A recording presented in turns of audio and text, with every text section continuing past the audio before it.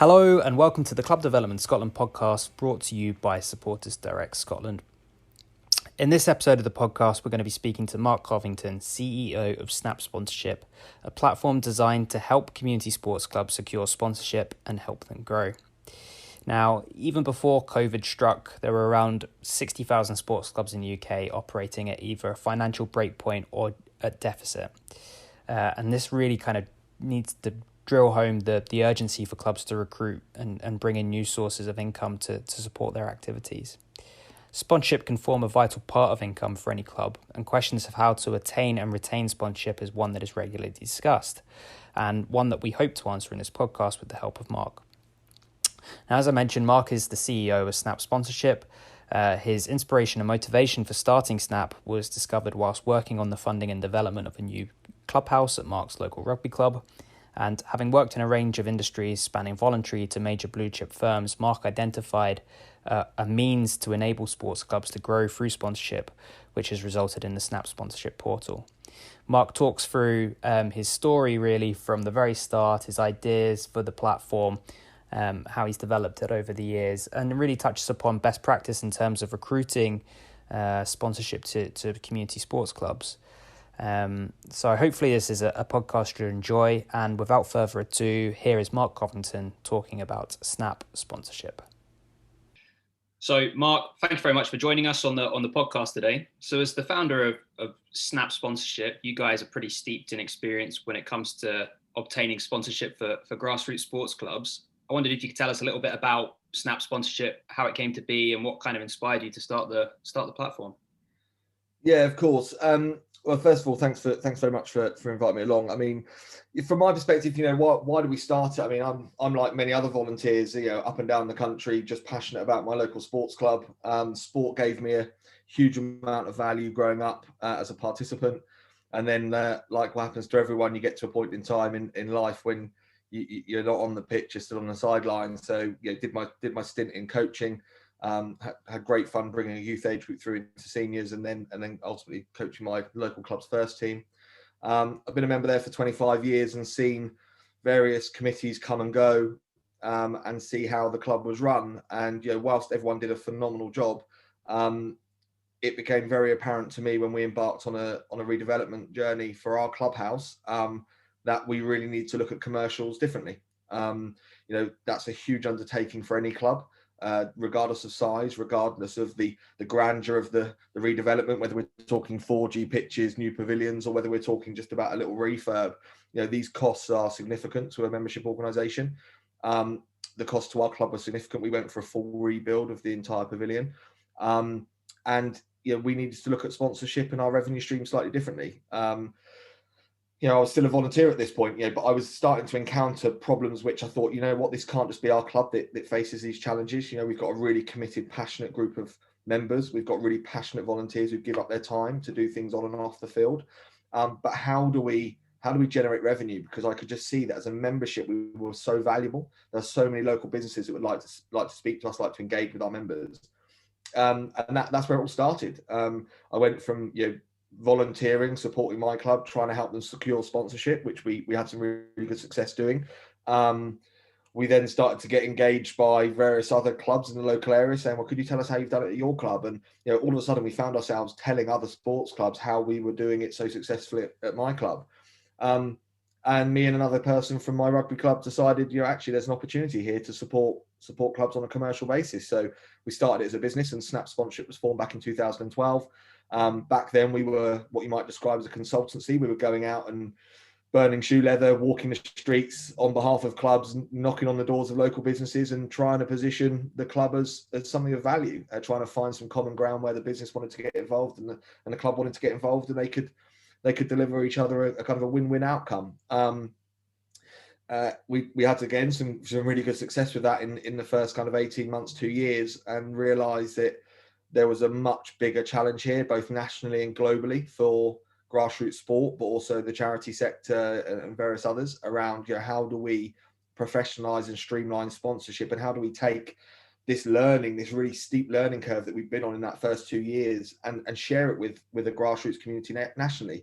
If you look across the UK, depending on whose data you believe, there's somewhere in the region of 215,000 amateur sports clubs, and all of them could have probably learnt something from our experiences over that first 2 years. And that's when we embarked on the development of snapsponsorship.com. So it's effectively a digitization of everything that we'd learned in that first 2 years, and enables us to kind of deliver to this world of sponsorship what Uber did to taxis and what Airbnb did to the travel space. It's really bringing what was quite an archaic industry into the 21st century, with a disruptive technology platform.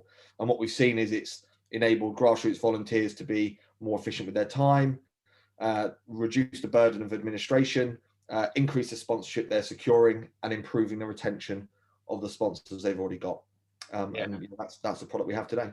Absolutely. It's a really impressive platform. So I wondered, for people that were listening that perhaps aren't aware of it, listening and hearing about Snap sponsorship for the first time, if you could give a bit of background to the actual functionality of it in terms of how it acts basically, and what benefits it brings a club that's registered on there. Yeah, of course. So, I mean, I think first of all, there's a kind of piece around education. So if you consider that, there may be volunteers out there that are absolutely flying, having a great experience of engaging sponsors, securing them, retaining them, and that's amazing. But there is also a huge proportion of those 215,000 clubs who have got incredibly intelligent, incredibly committed volunteers working at their club. But when you say the word sponsorship, to them, it's really a philanthropic donation from a friend at the club, or maybe even from themselves, from the business they work for. So there's a big piece in there around education, and how do we identify what good looks like? What is best practice? If sponsorship from an estate agent for a football club in the north of England works, there's no reason why that won't work for a boxing club in Wales, or a rugby club in Scotland, or a sailing team on the south coast. The principles of sponsorship don't change. They don't change by geography. They don't change by performance level. They don't change by sport type. It's purely a process of identifying what you have as a value as an organization, a team, a league, a national governing body, an individual athlete. What is your value to a potential business? How do you find common ground? How do you meet their objectives? By meeting their objectives, how do you deliver value? Or how do they deliver value to you in return, whether that be through giving you products or services or cash. And then if you can find that common ground, then there's a transaction to be made. So first of all, it's that knowledge piece, it's that education piece. And one thing we do across the network using the platform is, as I described at the start of the answer to this question, if we've got a football club that's having success in the north of England, we can absolutely bottle that experience, we can bottle that methodology, and then share it at scale across every single user of the system, and they can learn from other teams in other sports from all across the UK. Going back to my other point around the fact that there is obviously lots of volunteers that are already doing an awesome job. They're already succeeding. They're already securing lots of sponsors. They're already retaining the ones they've got fantastically well. So another piece of functionality within the system is really just around how they manage sponsorship. So even if you've got existing sponsors before you maybe decide to join something like Snap, you can load all those on. So you still get all the benefits of the reminders, making sure you get the invoices out on time, making sure you engage those sponsors, deliver them value, again, reducing your administration, but making sure that, all of those sponsors are kept happy and you increase that retention. And what we actually find is people that use our platform and load their existing sponsors tend to find that those sponsors stay longer and spend more with their clubs. So there's a benefit from, there are clubs that use our system that have no aspiration of increasing the number of sponsors they've got. They just want to manage the ones they've got slightly better. Then I suppose to the acquisition side, to actually securing sponsorship side of the system, we've got if you imagine it's kind of a digital listing. So maybe historically people might have produced A5 sponsorship brochures or PDF documents or PowerPoint slide decks, however it was that the club historically had kind of captured what it was that they had available for sponsorship and shared it with prospective sponsors, whether that be via telephone calls or emails or sending out mail shots. It's fraught with potential challenges. You always get caught up with by gatekeepers. It might be the PA or secretary, or it gets passed around the office and no one actually gets hold of it and deals with it. So we first of all, we take away that challenge because it's all digitized. So if you imagine you're printing an A5 sponsorship brochure, you might be limited to 10 pages. So what do you put on those 10 pages? What if it's not quite the right thing that's going to attract the particular sponsor in question? With a digital listing service, you're not limited to 10 pages, it's infinite. So you can load as many things as you could possibly think of. And we also encourage and kind of take people away from those traditional things, which is like front of shirt, left sleeve, being on a pitch side hoarding or paging a program. Those things are all great, and of course they still exist, but it's all the other things that maybe we don't consider.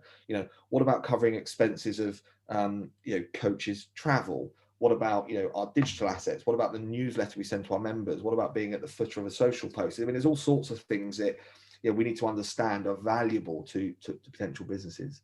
So there's that whole piece around how do we actually list what it is we have available. And when you look at the costs of things like print, just to run a set of A5 sponsorship brochures would cost you more than what it would be to be on Snap for a year and have access to that type of technology. And of course, if it's live and in real time, you don't have a situation where those printed copies or those documents become outdated or redundant. The system keeps everything very current and up to date. And I suppose finally, it's like, how do we actually get out there? How do we tell the world that we're open for business? And I suppose if I go back to my example of the brochure, if you print, let's say 100 copies of a lovely sponsorship brochure and you give those to, I don't know, 4 volunteers, they've each got 25 copies of the brochure, and volunteer number 1 goes and sells the item on page 2, all of a sudden you've got 99 copies of your sponsorship brochure that are now effectively redundant, or page 2 is redundant, and your risk is that volunteer number 3 or 4 or 2 goes away and sells the same item in good faith that, brilliant, I've gone and done my first deal on behalf of the club, and they come back and then they realize that volunteer number 1's already sold it. So we do away with that challenge, and we've got a social sharing tool, and lots of people that may be listening today understand the likes of the Hootsuites and Buffers and TweetDecks of this world. Phenomenal platforms that enable you to aggregate posting across various social media channels simultaneously. But one of the big challenges that our users, our members of snapsponsorship.com have told us is that one of the first hurdles they face is, well, what do I write? What's the right hashtags? How do I tag an organization? So all of that we've done. So we've effectively built a very similar system to Hootsuite, but then we've also given the users of Snap the ability to actually take our suggested text. They can still tailor it and edit it to their need and to get the right tone of voice for their club, but we kind of get them 80% of the way there. So all they've got to do is kind of polish the edges and then get it out to the market. And if you imagine, if you could go on, and there's lots of examples of clubs that have done this on the system, and Dice up in Scotland is one of my favorite. Those guys were super successful in tagging in local car garages, for example. They just put a post out saying, we're looking for a car garage to be a partner of ours. We've got 50 members that have 50 cars. They all need MOTs in the service this year. And they tagged in half a dozen to a dozen local car garages on Twitter. And one of them came back within 24 hours and said, drop us an email here. Lo and behold, they'd done a deal. And it was the catalyst to Dice going on to secure 13 sponsors using the exact same methodology. What do our members buy? What products do they buy? What services do they buy? And how do I engage those businesses in the most time efficient way? And tagging them on social media is a great way to do that. And we've got that all built in the system as well. So whilst there's loads more functionality, Andrew, I could talk all day about it. They're probably the four key things I would say are making the real difference to our members as it stands at the moment. Absolutely, yeah. Thank you for sharing that. What kind of return on investment would a club get in terms of, once they're on the system, what kind of levels of success have they been enjoying with the platform? So we've got there's some interesting stats around this. I mean, but also I'll give you a slightly different example as well, because it's probably one of my favorites at the moment. It's really topical for me because it's happened in the last kind of couple of months. So I'll start with that. We've got a club on the system called Woodham Mortimer. They're a cricket club. They're based in Essex in England. And those guys came to us having attended a webinar that we conducted on behalf of Essex Cricket, their county organisation. They signed up to the platform, and the guy that signed up from the club is a guy called George. He's been at the club for 10 years. Really passionate member, loves the club. They are a very small club. They're a single team, play on a Sunday in the Sunday League. But they're a really respectable group of people and really want to grow their club. And they've always had a challenge of being able to grow their club because they sit between two very large clubs geographically. So the juniors section tend to gravitate towards those two bigger clubs. But that being said, fantastic club, single team, men only, play on a Sunday. In the 10 years that George has been a member at that club, they've never had a sponsor to his knowledge. And he talked about the fact that previous chairman, fantastic guy, stalwart of the club, he'd sent hundreds of letters to local businesses with zero success. They joined Snap and they set themselves a really modest target. So, look, if we get £1,000, that would make a genuine difference to us. It would enable us to fund some certain projects at the club that would just reduce the burden on the players, and it would have been a step change.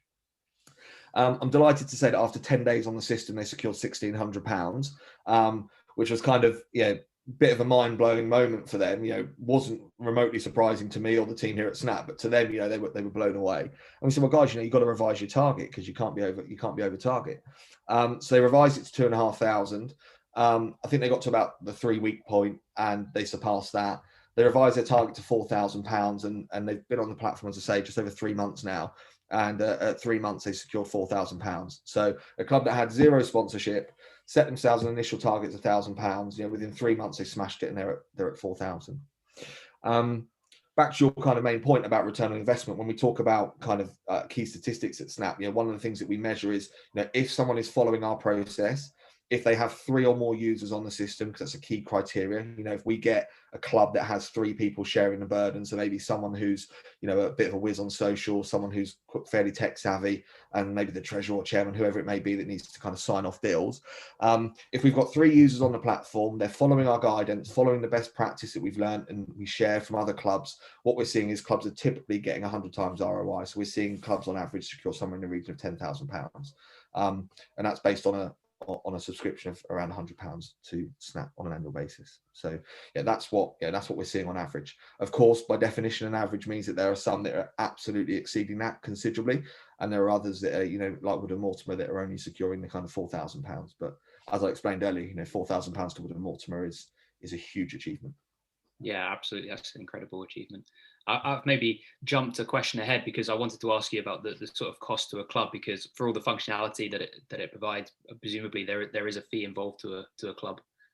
Yeah, and it's evolved. It's changed a lot as a business. Of course, we have to survive as an organisation. Nothing happens for free. Certainly, building technology platforms doesn't happen for free. We've invested best part of £1.5 million in technology development. We are set up as a not-for-profit, so we kind of position ourselves now in a way that we just need to make sure we've got enough to survive as a business and to be able to deliver what we want to deliver to the grassroots landscape. So we looked really deeply at our pricing model, at our commercial structure, when we changed from being a rugby only platform to a multi-sports platform a couple of years ago. And previously we were charging different subscription levels, and there was commissions involved. And what we realized when we were trying to deal with a vast audience of 215,000 clubs was it was all about simplification. We wanted to make this a no-brainer for every club in the country to get help and to enable them to become more commercially sustainable, and sponsorship being a key part of that. So we've got one simple pricing mechanism now. There are no ways that clubs can get new functionality, additional functionality, add more users. It's one of the pet hates I have of most technology platforms where you can have 5 people using the system. If you want the 6th person, you have to upgrade your subscription. That stuff drives me nuts. So it's something we don't do at Snap and will never do. So to be a member on Snap, it's £9 a month. That's £108 a year. And there is a rationale behind that price point. We did quite a lot of research around the cost of being a member at sports clubs across the UK. And probably the most credible piece of data we could find was from the Sport Recreation Alliance. They ran a survey back in 2018. First of all, it identified the fact there are 215,000 amateur sports clubs, but it went on to identify the fact that the average cost of being an adult participating member, on average, across those 215,000 clubs, was £108 a year, £9 a month. So that's where we set our price. So using £1.5 million worth of technology and 8 years of development as a business and understanding, is £9 a month or £108 a year. Commercially, we don't charge any other fees, so there are no commissions. So if you secure £100, £100,000, whatever the sum is, you keep 100% of that revenue from your sponsors, and we don't charge anything from anyone else. There is no fees to sponsors. They can use the system for free. We want them to come in. We want them to, ultimately our ambition to move money from UK PLC into grassroots sport, means we have to have no friction on that side. So there is no fees to the sponsor. It's only what they they pay our clubs.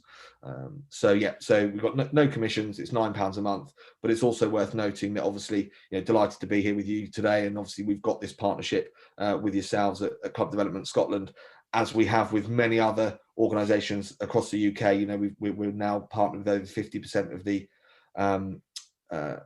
FA counties, I think 16 or 17 county cricket boards. We've got active partnerships nationally, and obviously with Club Development Scotland, you're one of, I think, 42, 43 partners we now have. And with the code that you have at Club Development Scotland, anyone that's maybe listening today that decides to join up, if they use your promotional code, which is simply Club Development Scotland, they can gain access to the platform on a 12 months for the price of 11 basis. So it actually brings it down to £8.25 or £99 a year. So, from my perspective, really important that, we work with our partners, because of course the support that Club Development Scotland and yourself are giving clubs is invaluable. And, if you have that network and you're a step closer to them than we are, our ambition is to get this technology in every club, to support every club as quickly as possible. So, hence why we're working through a network of partners, which seems to be working really well. Yeah, brilliant. Thank you very much. And I think that probably gives a kind of idea of the potential return on investment to a club as well, with the cost. And speaking from experience, I can say it's well worth it as well. Perhaps you mentioned Woodham Watermer there, cricket club in Essex. What are some of the other examples of clubs that have been on the platform, and perhaps success stories that you've had of using Snap sponsorship?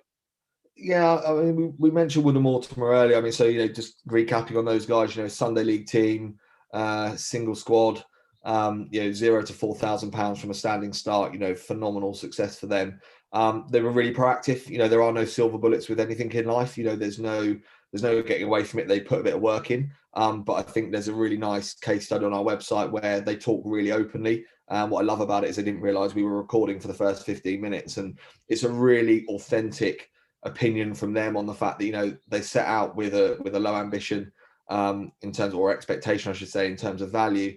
But, they have loads of ambition as a club, and it just goes to show what a little bit of effort can deliver. And I think their words were something along the lines of, the more effort we put in, the more we got out. And I mean, couldn't be a truer statement for life, right? They put in the effort and they've seen the results.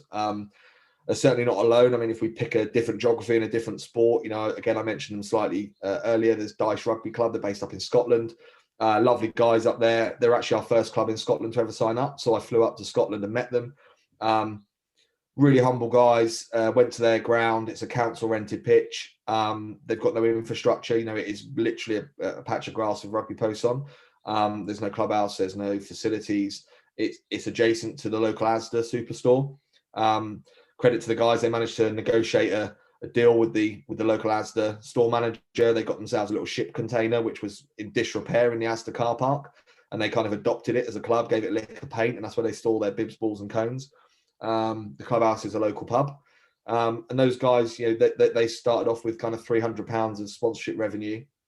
They called it sponsorship revenue. It was money raised from a club race night. They did a virtual race night. And I think if memory serves me right, I think the guy Phil there was telling me they felt like he lost a few weeks of his life in organising it, and the net result of the activity was £300. Again, from memory, they've roughly secured something in the order of £9,000 using the platform. Wow. Single team club again, based in Aberdeen, 50 members. Clubhouse is a local pub, council rented pitch. If those guys can do it, anyone can. At the other extreme, you've got other clubs. I mean, let's pick on your example for a second. Obviously delighted that you signed up Soccer AM Soccer, sorry, with the platform, and you guys have had a really good experience as well. I mean, I don't know whether you want to say something about it, because I mean, rather than me talk about it, Andrew, you've seen it firsthand, you've used it. Yeah, absolutely. Well, it's everything that you've kind of said, Mark, in terms of centralizing those opportunities that we as a club had. Much as you said, we would go and print those kind of brochures and pamphlets and leaflets, and then you would tweak it maybe a couple of months in, and it would be out of date, or they would just sit there lying in the office as well. So having something online that you could easily share was really valuable to us. And actually, it didn't take us very long, actually, with the support of your staff as well, in terms of getting the profile set up and ready to go live in public. start sharing some of the opportunities that we had, thinking kind of creatively about what assets that we had as a club.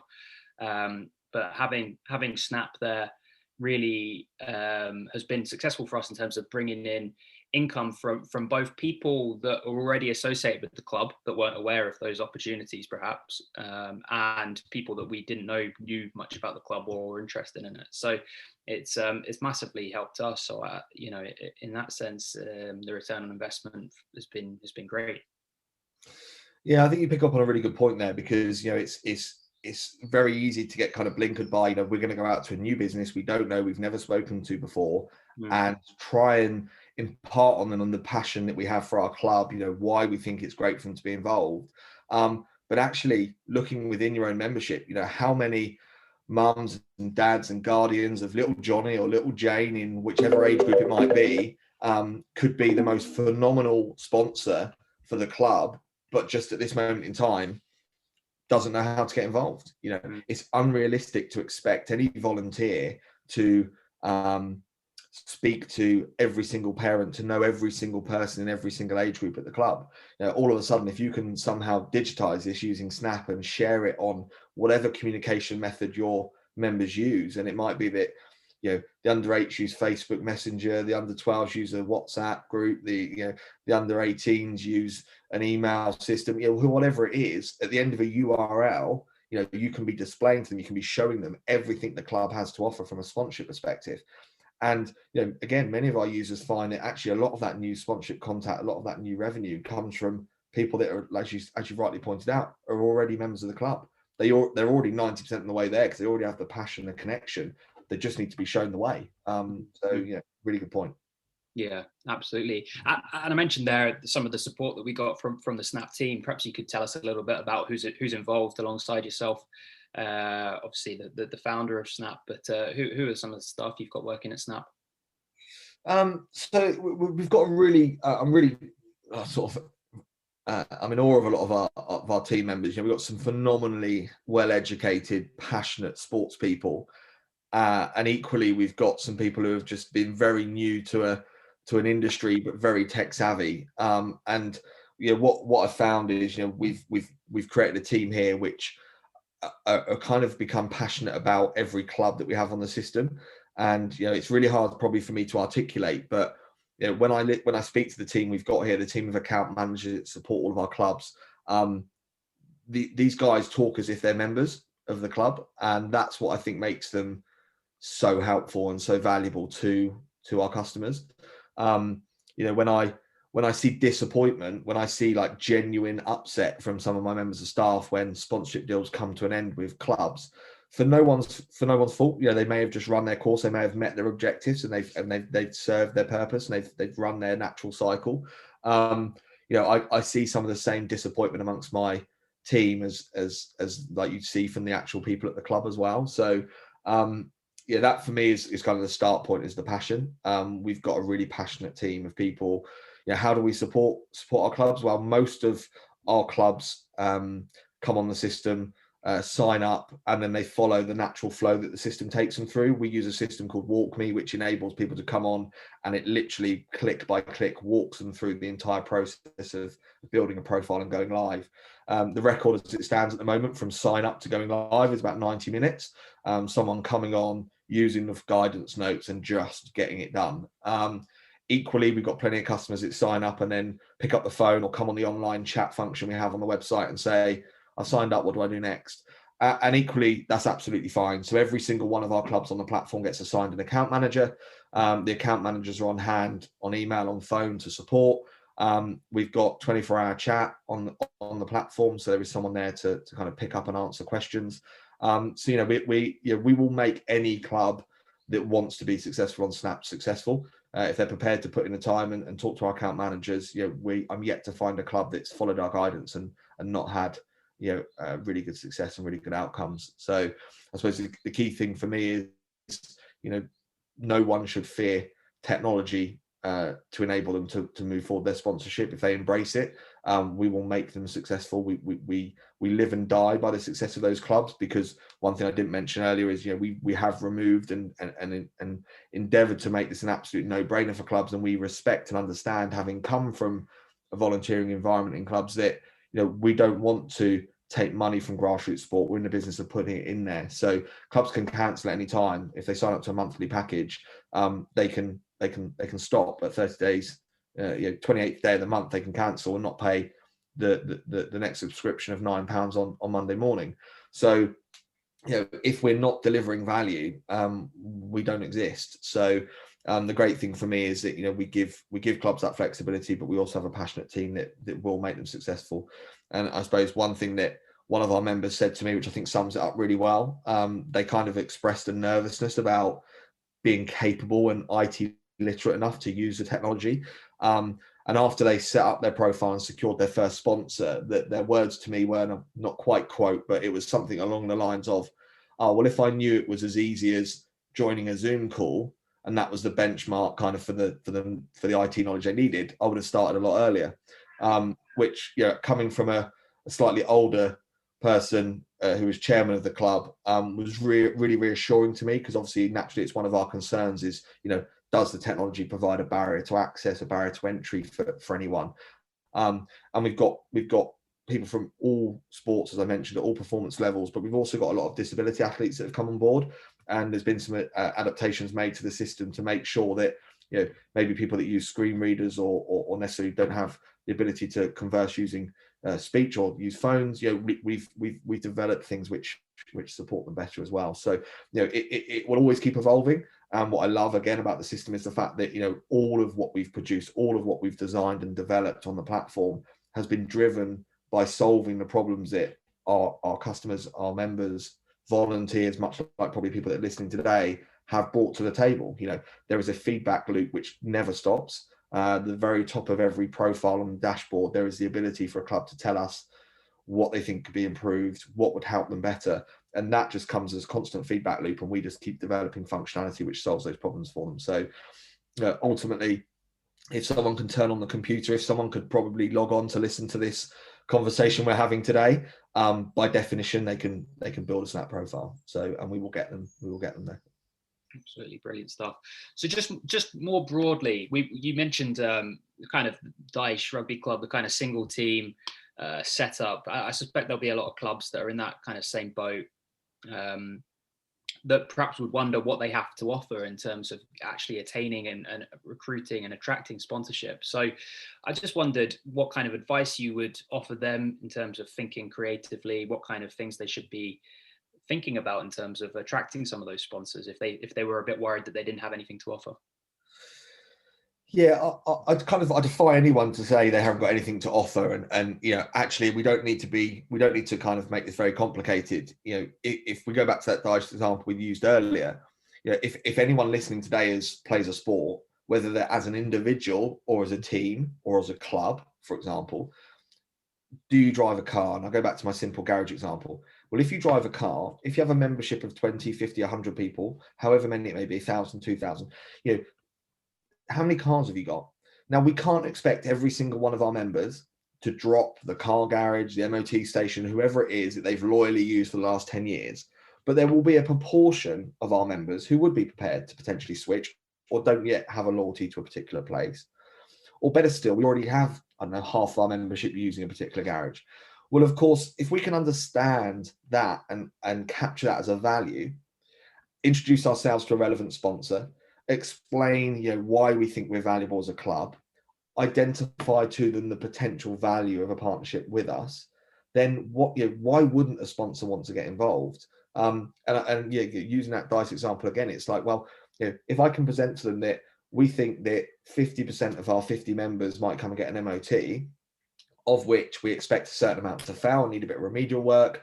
A few of them will probably want a service.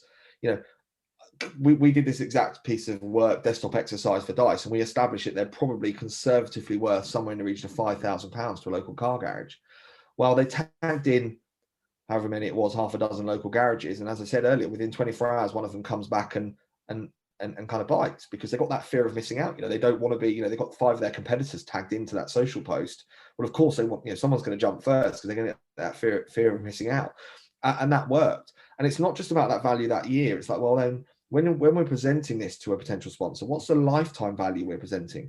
Because if we start that process and they stay a sponsor for a couple of years, we may well give them lifetime loyalty from a driver, which, and you can apply that to any industry.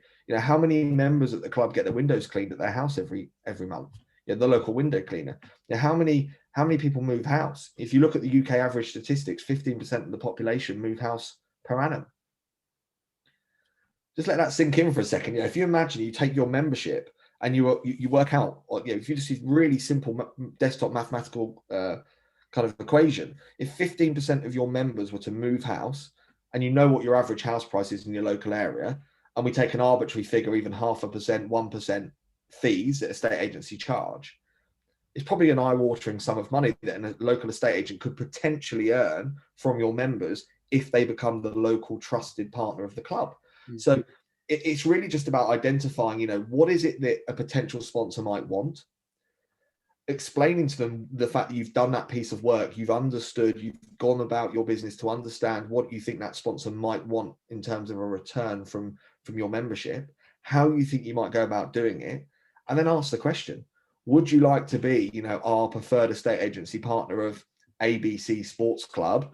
Because we think that 15% of our 1,000 members might move per year. And we think that even if we were to be very conservative and say 1% of those might use you, it potentially could deliver you this much in fees. Now, providing that you're asking for a relative sum of money, so if you're asking them for, I don't know, £1,000 and your expectation is they might earn 4 in the year, well, what business owner isn't going to bite your arm off for that opportunity? And when you land with someone like, let's stick with my estate agency example for a second, if you land with someone like an estate agent, you can very quickly ask them to take you on a journey through their supply chain. So, if as a club, you sign that estate agent, well, that estate agent will be able to introduce you to the local mortgage advisor, the local removals company, the local solicitor, the surveyor. So all of a sudden, one sponsor could very quickly become 5. And then all of a sudden, if you've got this kind of portfolio of sponsors that supports property transactions, well, why wouldn't they come in and run a webinar or a seminar at your club advising members on maybe how members could go about buying houses for an investment portfolio, or maybe a first-time buyers webinar for some of the younger age groups of the club? There's a whole series of things that then all of a sudden you could do and be presenting to potential sponsors as value. Again, it doesn't have to be, that might be perceived as complicated. Take it to another extreme. What about if the local butcher just wants more people to walk through his door and buy his produce? Well, nice sunny weekend. Let's pick on a cricket club in the cricket season. Why wouldn't the local butcher want to provide the produce for a barbecue to be run on the boundary when a cricket match is happening on a Saturday, so all the local members can come along and try his fantastic produce and get a 10% off voucher to go and get their next shop at the local butcher's? It can be as simple as that. We don't have to overcomplicate these things. How do we understand what it is a business wants, and how can we as a club help deliver that? If we can't, don't go there. If we can, it's just about delivering and articulating that message to them. That for me is kind of how I always advise clubs to get started. Start by looking at your membership. What products and services do they buy? There's your start point for your first sponsors to go after. Mm-hmm. So that's huge. There's so much in there that for a club to be thinking about. I think that's hugely valuable. Thank you. Providing they sort of have that discussion and they progress it, and they're getting to the stage now where it makes sense to everyone. Who's the kind of best placed within the organization to be able to sort of sign off on that and come to an agreement? And then I suppose a sort of a later question is what should they do to keep that? Because I suspect maintaining a sponsor is hugely valuable and saves the hassle of trying to find a new sponsor. So 2-part question really. How do they come to that agreement, sign off, what kind of things do they need, and what do they do to keep that sponsor sort of involved for the long term? I think let's sort of start with the end there. I mean, it's far easier to keep sponsors and keep them happy than it is to go and secure new ones. I mean, that's the first thing to be said. And obviously, if you've got a large turnover, a churn of sponsors, it's the best way to turn off, potential new ones, because if they look that your sponsors keep changing, well, you've got to ask the question why. Obviously, the value isn't being delivered. In terms of who we speak to, I mean, from it's about identifying maybe the person with the best position or best alignment within the club, within the sponsors organization. Of course, if we have someone in our organization as a club, as a team, and as a league, a national governing body, whoever it is that's using, is looking for the sponsorship, if we have someone who is the right person, maybe aligned through their employment, it may well be that we have a local surveyor that we want to approach. If we have the estate agent already who may be a member of the club or as an existing sponsor, I would involve them in the conversation. I think when we try and identify who the right person is, really at the club, it's someone who's prepared and has the time and has the willingness and availability to actually speak to potential sponsors, maybe understands the industry in question. And that doesn't have to be the person that does the legwork. If we've got a volunteer who wants to lead on sponsorship, it might just be smart to involve people at the club who maybe have an interest in that area or have a need for that service. If we can identify someone who's moving and say, well, we want to involve these guys in the conversation at an early stage, it could be the thing that kind of pushes it over the line. And when it comes to sponsors, we don't have to look far from our own doorstep to find local businesses that would probably like to get involved with our local members. But also we don't need to also ignore regional or national brands. We had a fantastic example the other week of Kidderminster Cricket Club. They managed to secure, I think it was £750 from a Specsavers, a national organisation that nationally saw the opportunity that they presented to the local club with their local branch. So although they went right to the very top nationally, it then came back down and is going to be executed at a local level with a regional branch with a local cricket club. So in terms of finding the right person, I mean, if the proposition is right, finding someone in the organization to listen is kind of almost the easy part. Mm-hmm, mm-hmm. Okay, but I've got a penultimate question for you, which is, what's the kind of most innovative approach you've seen to sponsorship, either on Snap or elsewhere? What would you say kind of has really kind of caught your eye and you've been impressed by?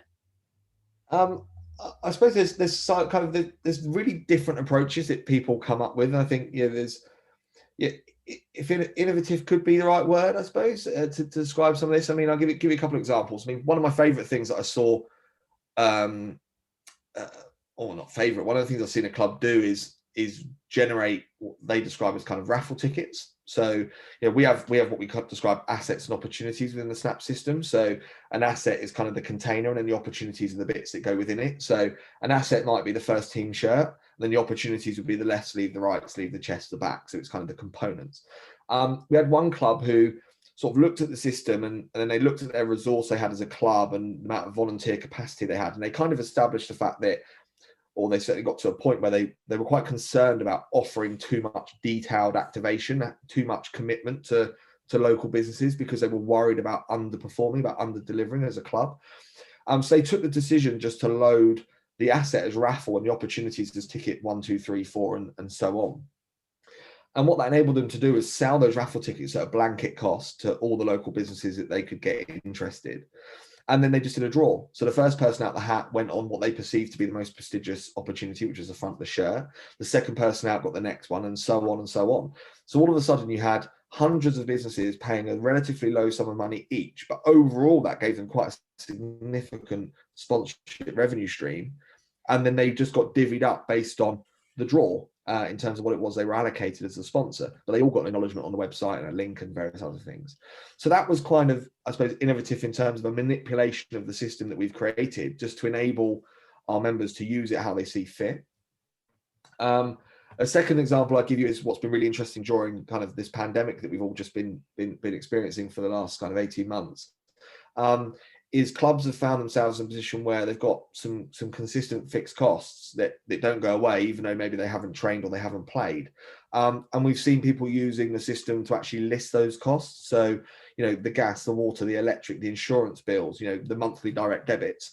And they've actually listed those opportunities. And we've seen club members, fans, local businesses, wanting to support, wanting to kind of maybe exercise and flex this corporate social responsibility budget to kind of support the local club. So that's been, I suppose, quite innovative and a manipulation of the system.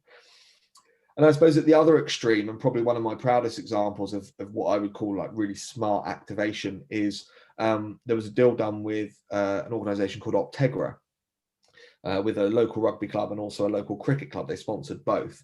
The reason they sponsored both is because they wanted 12-month exposure. So obviously the cricket season and rugby season complement one another. And they sponsored both. And Optegra had a couple of objectives. I mean, they're ophthalmic health. So they deal with laser eye surgery, cataracts, glaucoma, and various other eye conditions. They only work with adults. So it's private ophthalmic health care. And what they did was they sponsored the two clubs, and one of their first objectives was the fact they'd been through quite a considerable rebrand, so new branding, new logo, new colour palette. And what we identified and saw was that there were two clubs that met the criteria of being in the town that they were based. They then went on to meet the criteria that they had large memberships. But also what was really interesting is when you go on the internet, you can find statistics for road traffic. So the cricket club had about 8.5 million vehicles a year that travel past the entrance to the cricket club. The rugby club in question had about 6.5 million. So the first thing we did was we actually sponsored the main road access signs to the club. So welcome to XYZ Rugby Club, welcome to XYZ Cricket Club. And they were branded with the new Optegra branding. So it's kind of the first tick box of just raising the profile and awareness of this new rebranded organization. The second one was around becoming famous in the local community, which is a bit fluffy in terms of terminology, but it was one of their corporate objectives. Yeah, how do we become famous in the local community in which we serve? So I'll give you, there was examples run at both the cricket club and rugby club. If I give you the example of the rugby club season coincided with Easter. So we ran an Easter egg hunt on site, and it was on a festival day. So if you imagine a typical rugby club festival day, you've got clubs and kids from all over the county embarking and landing in one club location to run through a festival. And the very nature of running a festival, there's downtime for certain teams at certain times when they're not actually playing on the field. So how do we keep them entertained? How do we improve the experience of their day? Well, there was an Easter egg hunt. So they could come along, they could collect a basket from the Optegra stand, and they could go off through the trail that was laid, and they could find these, what we use little counters. They had to bring back counters. Why? Because, health and safety, we can't leave chocolate out and all various things. So, we've got these little counters, and they come back to the stall, they've collected their counters, and they could redeem those counters against some chocolates or some sweets, or so there were some colouring books and various other things. And all of a sudden, you've got parents turning up saying, "Oh, sorry, how much did to have a go?" And we're like, "No, it's absolutely free." Optegra here. We had a life-size bunny, person inside a bunny outfit with a Optegra branded rugby shirt on, dancing around. Loads of Optegra branding on the day, and all of a sudden these kids are filling the downtime. We're helping the coaches who are trying to entertain the kids when they're not playing. The kids are having a great experience, and we had people from Optegra there answering questions of parents who were saying, "Well, I've been worn glasses for 20 years. What's my options?" And lo and behold, it generated not only a warm, fuzzy feeling, which was really great because it delivered a whole wave of positive feedback. We had clubs from all around the county writing back to the club saying, "Such a great experience. Massive thanks to Optegra. Kids had a great day. Really enjoyed the Easter egg hunt." But also Optegra were able to talk with some prospective clients directly and actually get some follow-up appointments booked with potential customers. And the other thing was around, how do they, we wanted to do some fun experiences for the kids, but also deliver an educational message. How do we look after our eyes, and why is it important that we do that? And I mentioned at the start of this example that, they don't treat children. They don't operate on junior eyes, but they were keen to deliver an educational message for National Eye Health Week. And historically, the marketing around National Eye Health Week had been, look after your eyes, they're important. Well, we're all told that from a young age, but a lot of it, I think, goes over our head as young people. So what we did on the day was we ran a skills and evasion drill, where we had kids weaving in and out of cones, over bags, under things, and then had to pass a ball to a target. And they've all done it, and they were timed and filmed whilst doing it. And then what we did is we reran the same drill, but each time putting swimming goggles on them with a different impairment. So they had a pair of swimming goggles on with Vaseline rubbed inside, or a little black dot drawn, or a scratched lens. And that replicated the three most common eye conditions that Optegra treated. And we put the kids back through the skills and evasion drill. And then at the end, we said, well, when you had your eyes, this was the time you did. When you had an impairment with a Vaseline or a black dot or scratch lens, this was your time. And without exception, every single child had a a reduction in performance. Their time increased, their accuracy decreased. And when we then ask the children, so how does it make you feel about, looking after your eyes? And all of a sudden the penny drops, and you could see these kids, and the comments they came out with were, again, so authentic. And then that video footage that was captured, those comments from those children, is what was then used for the National Eye Health Week campaign. And so there's kind of the other extreme from the barbecue with the butcher on the boundary at the cricket club I described earlier. There's the other extreme of the value that a club can deliver to a potential sponsor. And it's just thinking about, how do I deliver that message? How do I bring this sponsorship deal to life to deliver on those objectives for the sponsor? Perfect. That's a great example. Thank you, Mark. So just finally, for anyone that's listening and has heard our conversation and is really excited about the prospect of getting signed up, what can they do? Where can they go? And how do they get started? Anyone can sign up to Snap. Really simple process, probably takes a couple of minutes. Once you've done it, you've got that 90-minute record to beat. If you can build your profile quicker, you'll be taking the crown on that one. You can go to snapsponsorship.com, so SNAP, snapsponsorship.com. There's a login button on the top right, and from there you can sign up as a club, or you can sign up as a sponsor if there's any sponsors listening. When you get to that point, there is the opportunity to put in a promotional code, and obviously Club Development Scotland are being one of our partners, and I'm sure we can get this sent out when this recording gets published. But Club Development Scotland is a promo code, and that will entitle the user to 12 months for the price of 11, so only £8.25 or £99 a year. So that's as simple as it is to get started. Snapsponsorship.com. All the information's on there. Most of what I've talked about today you can find in the news section, in the case studies, on the literature that's on the site. Equally, if anyone's listening and they aren't quite right and ready for the leap of faith, as it were, or wants a bit more information, there's a chat function on the site. Any of the account managers or the team here at Snap would be delighted to show it to you in the context of your club, your organization, and maybe give you a bit more advice and guidance before you make that decision. We're very used to making presentations to committees and answering lots of questions about where we've come from and why we exist. And I suppose in summary for me, I'm very passionate about grassroots sport. My objective is, how do I move money from UK PLC into grassroots sport whilst delivering value and a genuine win-win for both parties? And we seem to have found that formula. It seems to be working very, very well. And I suppose the key thing for me now is, how do we get that proven concept into the hands of as many clubs as we possibly can? So, we'd love to see as many clubs as possible using that code and signing up on Snap. Yeah, absolutely. As I said, as somebody that's used the platform on behalf of a club, I can 100% recommend the platform and say it's well worth any club's time and investment as well. So, Mark, thank you so much for your time this morning. Been really valuable, and good luck with the platform, and we'll look forward to seeing how it develops in the future. Awesome. Thanks for having me. Appreciate it.